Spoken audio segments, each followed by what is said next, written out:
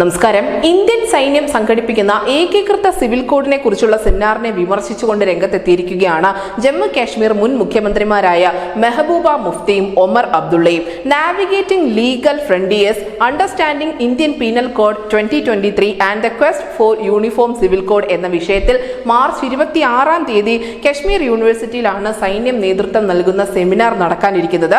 Uniform civil കോഡിൽ Indian സൈന്യം ഇടപെടേണ്ട ആവശ്യമുണ്ടോ, അതും കശ്മീർ പോലെ വളരെ സെൻസിറ്റീവ് ആയ ഒരു പ്രദേശത്ത് ഇതിന്റെ ആവശ്യമുണ്ടോ എന്നാണ് നിലവിൽ ഈ മുൻ മുഖ്യമന്ത്രിമാർ അല്ലെങ്കിൽ പ്രതിപക്ഷ മുഖങ്ങൾ ചോദിക്കുന്നത്. ഇന്ത്യൻ സൈന്യം അരാഷ്ട്രീയവും മതനിരപേക്ഷവുമായി തുടരേണ്ടതുണ്ട്. ഈ രണ്ട് അടിസ്ഥാന തത്വങ്ങൾക്കും വലിയ ഭീഷണിയാണ് സെമിനാർ ഉയർത്തുക എന്നതാണ് പ്രതിപക്ഷ പാർട്ടികൾ മുന്നോട്ട് വയ്ക്കുന്ന വാദം. എന്തായാലും ഈ വിഷയത്തിൽ സൈന്യം ഇതുവരെയും അവരുടെ പ്രതികരണം ഒന്നും രേഖപ്പെടുത്തിയിട്ടില്ല. നമുക്കറിയാം, ആർട്ടിക്കിൾ 370 പിൻവലിച്ചതുകൊണ്ട് മാത്രമാണ് ഇത്തരത്തിലുള്ള ഒരു പ്രസ്താവനയിൽ മാത്രമായി പ്രതിഷേധം ചുരുങ്ങിയത്.